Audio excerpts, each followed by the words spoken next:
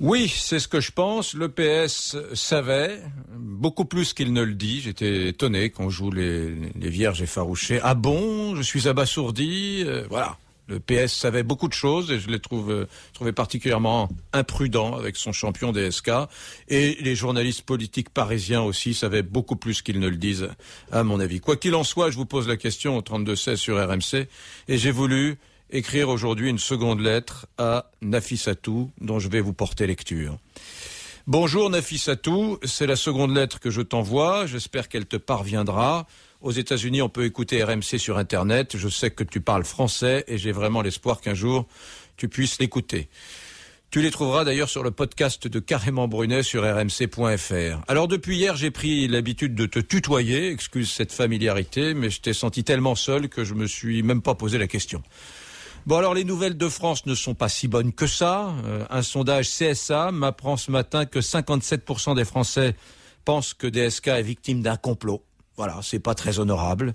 Ah, et puis le Conseil supérieur de l'audiovisuel, le CSA, l'autorité qui pèse sur la télévision française, a demandé à toutes les chaînes de télévision de cesser de diffuser des images de ton agresseur menotté, de ton agresseur présumé menotté.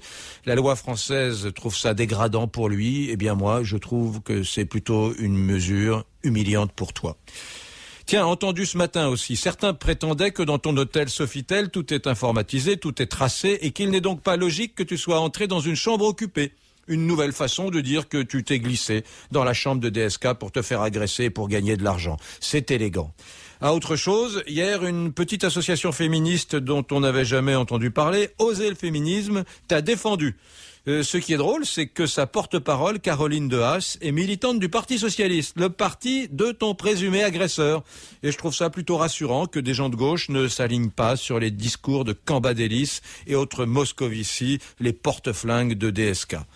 Autrement, les amis de ton présumé agresseur n'ont pas baissé la garde. Un journaliste américain a même dit ce matin « C'est la France, et en France, DSK peut quand même gagner ».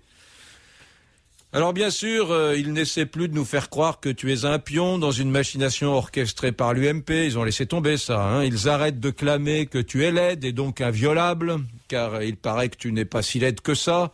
Mais sois quand même prudente, Nafissatou.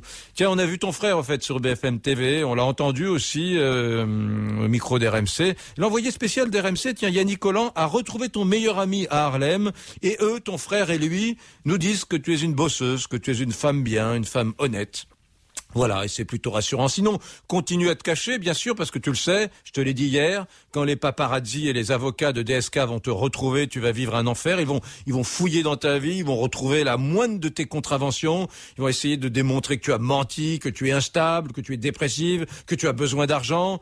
Au passage, j'espère que tu n'as jamais menti à ton enfant, que tu n'as jamais fumé un pétard, que tu as tes papiers en règle, sinon ils vont s'engouffrer dans la brèche, et ça, je sais que tu le sais. Tiens, ce matin, dans le genre info curieuse, un tabloïd américain vient de nous révéler que tu pourrais être séropositif car tu vis dans un immeuble dédié aux personnes contaminées par le VIH. Alors, là, inutile de te dire qu'il faut faire gaffe parce que si c'est vrai, ils en tiennent une sacrée brèche. Je voulais te dire aussi un truc. Hier, je t'ai écrit que 64 millions de Français avaient pris fait et cause contre toi. C'était une façon de parler. Car les choses changent un peu, tu sais, ici. Et surtout, j'ai reçu des centaines de mails de soutien. Tiens, écoute, un petit extrait, c'est Solène qui m'écrit hier soir. Nous aussi, on en a marre de ce défilé de ténors qui veulent défendre le soldat DSK vaille que vaille. L'urgence, aujourd'hui, c'est de prodiguer un peu d'humanité à Nafissatou. Tu vois, Nafissatou, hein, les Français ne sont pas si terribles que ça. Voilà, je te laisse. Je n'oublie pas, bien sûr, que DSK n'est que le présumé coupable. Mais je n'oublie pas non plus que toi, tu bénéficies finalement de la présomption de victime.